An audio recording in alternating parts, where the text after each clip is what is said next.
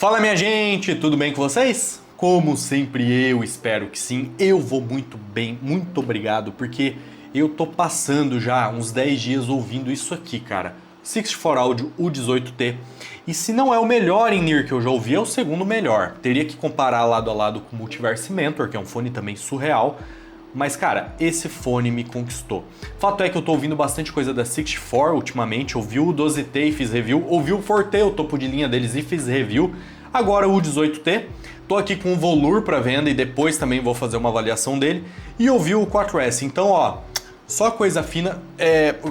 Eu já tenho uma noção mais ou menos clara da proposta da marca e do diferencial da marca. Todos os fones eu gostei pra caramba, alguns mais, outros menos.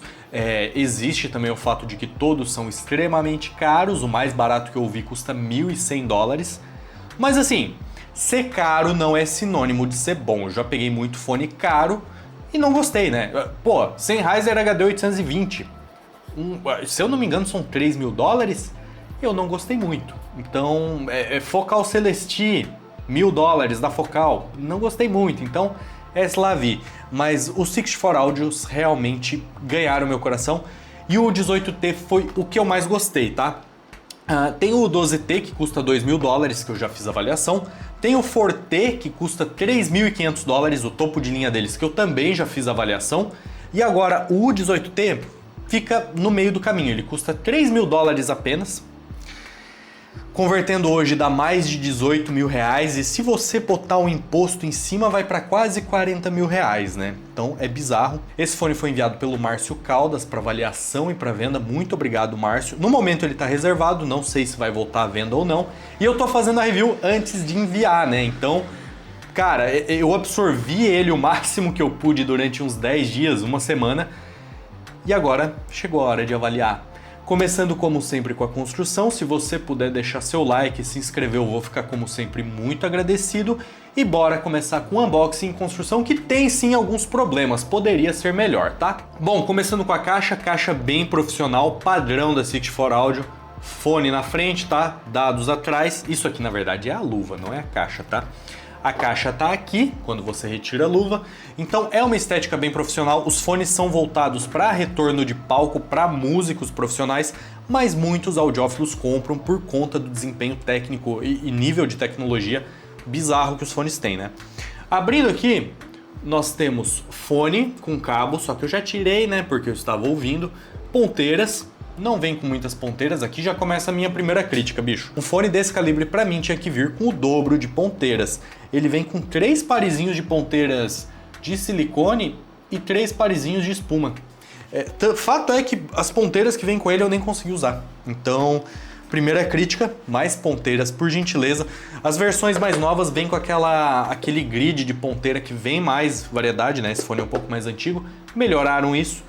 Mas ainda assim, pelo preço, eu acho que tinha que vir mais ponteira ainda. Aqui dentro nós temos o cabo. Essa aqui é a case, né? Aliás, deixa eu mostrar a case. Tem o logo da marca aqui. Hard shell, muito segura. Então, não vai quebrar o seu fone nem a pau. E deixa eu retirar o cabo aqui pra gente dar uma olhada. Cara, o cabo não me agrada, tá? Primeiro, que ele é muito simples. Vejam só. Conector simples. Deixa eu puxar a luzinha aqui, né? Pra ficar mais interessante pra vocês analisarem. É um trançado, cara, não muito maleável, ele tem um pouco de memória, né? Não me gusta muito esse cabo, realmente. E aqui, bicho, ele tem a memória para os ganchos. E se vocês analisarem, o gancho é bem comprido. Deixa eu pegar o fone aqui, que tá inclusive em outro cabo. E o que acontece, bicho? Você conecta o gancho no fone e olha a altura que fica isso aqui, velho. A minha orelha, ela é bem menor do que isso. Então, quando ele dá a volta aqui, essa parte fica para cima, por cima da minha orelha, e ele fica querendo sair. Ou seja, eu tive que usar ele com outro cabo. O cabo que vem com ele não funcionou para os meus ouvidos, porque este canto aqui é muito alto. Muito alto. É um erro de design... Cara, que não deveria existir num fone dessa faixa de preço, tá? Eu imagino que as versões mais novas do fone, porque ele teve uma reinterpretação de unboxing e cabo, o Volur vem com um cabo melhor. Eu acho que as versões mais novas não vêm com esse cabo, porque é um cabo bem ruinzinho, tá?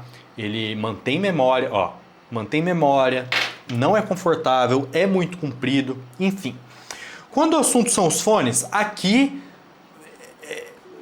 eu só tenho o que agradecer, o que falar de bom, porque construção toda em metal e olha o tamanho desta porrita. Ele é muito pequenininho, ele é muito confortável, assim como todos os 64 Audio, todos possuem esse formato, essa construção aqui. Cara, e assim, ele tem 18 armaduras balanceadas dentro dele. 18 armaduras balanceadas. Por lado, né? Por lado. Então, é bizarro ele ser tão pequenininho e ter tanto driver ali funcionando, né? Bonitinho. É realmente um negócio impressionante, fisicamente impressionante. Você pega às vezes uns fones high-end tipo Campfire Audio Solaris, o bagulho é desse tamanho, porque, mas tem a desculpa, tem um monte de driver, bibibi, bababá. Esse aqui tem 18 falantes por lado e é minúsculo. Então, parabéns para 64 Audio por conseguir ir moqueando ali os falantes e ter ficado um conforto sensacional. Bom, em construção é isso, é um negócio simples, é profissional, é direto, mas você paga pela profissionalidade. Construção muito sólida, com ótimo conforto e muita tecnologia aqui dentro. 18 falantes, módulos Apex, que são esses módulos aqui, ó. Ele vem com dois, um aumenta grave e outro deixa com um pouco menos de grave, eu tô usando o que tem mais graves. Ele usa a tecnologia TIA da 64 Audio, que é meio que uma tecnologia patenteada deles, onde eles abrem as armaduras balanceadas e elas são open back. É um negócio bem louco e isso, em teoria, segundo eles, aumenta a transparência, aumenta o detalhamento. Eu acredito que sim, porque isso aqui é um caminhão de tecnicalidades. É o fone mais técnico que eu já ouvi.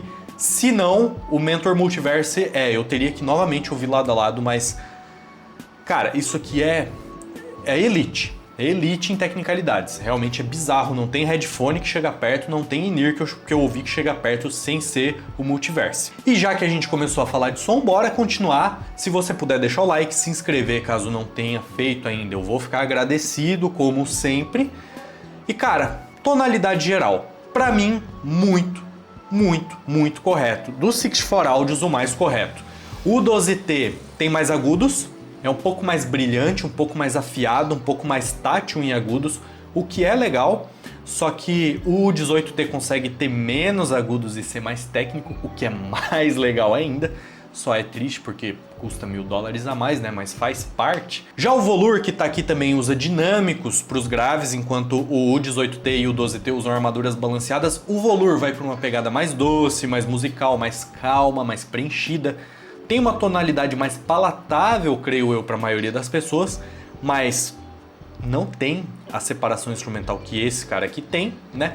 E o Forte é bem diferentão. O Forte é um fone para bateristas com uma pegada diferente, né? Tem uma tonalidade que já foge bastante da naturalidade. E para mim o 18T é o, cara, mais natural, técnico, correto e coerente dos 64 Audio que eu testei. No sentido de que se eu fosse um músico, produtor musical ou algo do tipo, e quisesse o fone mais correto e coerente possível da marca, eu pegaria o 18T. Ou se eu tivesse liso, eu pegaria o 12T e diminuiria um pouquinho de agudos. Falando em agudos, cara, todos os fones da 64 Audio que eu ouvi até agora possuem uma tatilidade, uma fisicalidade nos agudos ali muito forte. Eu senti isso principalmente com o 12T, que é o que mais tem agudos, né? Obviamente foi o fone que mais me chamou a atenção para essa característica da marca, mas até mesmo o Volur, que é mais calmo, o 4S, que é mais musical também, quando chega nos agudos, cara, todos eles possuem muito arejamento, muita separação instrumental e essa pegada tátil de agudo mesmo. Algumas pessoas descrevem em inglês, eu já vi, como se fosse um zing, sabe aquele som zing dos agudos? Eles todos possuem isso e o 18T faz isso maravilhosamente bem, mantendo um controle absurdo. Os médios são em tonalidade, pra mim, perfeitos, cara. É difícil eu falar isso, mas tonalmente falando e tecnicamente a gente vai chegar lá, pra mim os médios são a perfeição. Não, eu não quero mais pinna gain, eu não quero menos, eu não quero médio mais equado, eu não quero mais pra frente. Pros meus ouvidos isso é a representação da realidade. Nua e crua, doa quem doer, e às vezes dói, porque esse fone, cara, se a gravação é ruim, ele mostra que ela é ruim, então ele é uma ferramenta profissional também, né? Nos graves a gente tem uma pegada com esse módulo Apex muito coerente para os meus ouvidos, com um leve boostzinho ali em subgrave, mas pouca coisa. Com o outro módulo, cara, para mim falta um pouquinho, fica um pouquinho amênico, o médio perde um pouquinho de corpo, então para os meus ouvidos esse módulo é o que eu julgaria correto, que é o 20, se eu não me engano, prateadinho, tá? Mas como sempre a gente vai esmiuçar cada faceta da sonoridade, começando com os graves, como eu já disse, tem um leve boost em subgrave, ele não tem aquele shelf gigantesco que os fones atuais estão tendo, né? Mas ele estende muito bem, você sente peso, cara. Você sente que vai até a última textura do grave. Quando bate um bumbo, você sente ele nascendo, você sente o preenchimento dele, você sente que ele vai até a última textura de subgrave e morre como tem que ser. Não, ele não continua, ele não preenche mais, ele não tem chão a mais, igual muitos fones estão fazendo agora. Ele é correto. E quando a gente fala de graves, ele usa BA para grave, ele não tem driver dinâmico. Muita gente não gosta dessa pegada de armadura balanceada para grave, mas eu acho um barato, cara. Campfire Audio Andromeda tem um grave para mim sensacional e usa armadura balanceada. E esse cara aqui mostra as características que eu mais gosto de armaduras balanceadas em graves. São graves que batem muito seco. Grave muito sequinho, muito amarrado, muito rápido, muito detalhado. É a característica que geralmente eu ouço de BA. Enquanto dinâmico, eu pego o volume e na hora eu sinto a diferença. Tem mais preenchimento, mais profundidade. Vai, obviamente, dele ter mais grave também, mas é aquele negócio mais orgânico, envolvente, enquanto a BA é mais técnica e seca. Eu gosto dessa secura, esse soco seco que elas dão em grave, porque a dinâmica é muito alta. Para os meus ouvidos, assim, o impacto é visceral. Você vai ouvir um Radio Gaga do Queen, o começo da música, cara, é um socão na parede, assim, você sente o poder que esses graves têm. E mesmo tendo todo esse impacto, é algo muito rápido. O grave nasce, te dá aquele soco no peito e morre. Então é muito controlado. Tecnicamente falando, pra mim é a melhor coisa que eu ouvi, se não, como eu disse, o Mentor. O Mentor vai para uma pegada mais doce, então eu imagino que o 18T tenha graves mais coerentes e mais técnicos ainda que o Mentor. O Mentor já é mais adocicado, mais açucarado, né, mais acaputinado, enquanto esse aqui é mais realista. Partindo para os médios são, assim, o ponto mais forte do 18T para mim. Os graves são... Os agudos são lindos também, tem aquela crispness, aquele leve detalhamento a mais, né? Mas os médios são, como eu disse, para os meus ouvidos, vozes masculinas perfeitas, femininas perfeitas, não beneficia um lado, não beneficia outro instrumento. É como eu ouviria a realidade e o que é bizarro, cara, é o detalhamento. Assim, eu tava ouvindo fones peso pesado em médios, fio FH9, tava ouvindo Duno Ash 1, 2, que também tem médios, assim, são fones de $500 por aí, e quando eu botava o 18T, cara, ele atropelava, não era aquela diferença que você fica, tá um pouquinho melhor, mas também custa muito mais. Não, era uma diferença muito nítida, muito grande, a separação instrumental. Eu diria que os médios aqui, são dois pilares que sustentam esses médios serem tão incríveis. Primeiro, tonalidade, muito correta. Segundo, separação instrumental. Você pega uma faixa complexa de power metal, eu tava ouvindo com ele Angra, por exemplo, eu tava ouvindo o álbum The Temple of Shadows, que é muito rápido, muito complexo. Ele separa tudo, assim, dando risada, sem esforço nenhum, sem pico nenhum. É uma máquina. Ali dentro parece ter um motor de Ferrari trabalhando, é uma máquina. Cada armadura balanceada no seu desempenho máximo, trabalhando o tempo todo, uma máquina.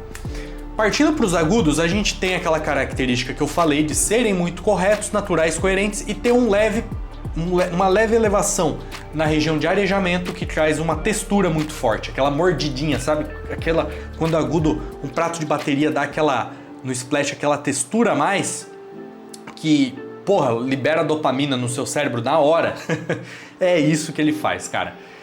O palco é colossal, é um palco gigantesco, né? Comparando com o FH9, com o Duno Est 112, que são fones com palcos bem amplos, o 18T pega e faz assim, puf.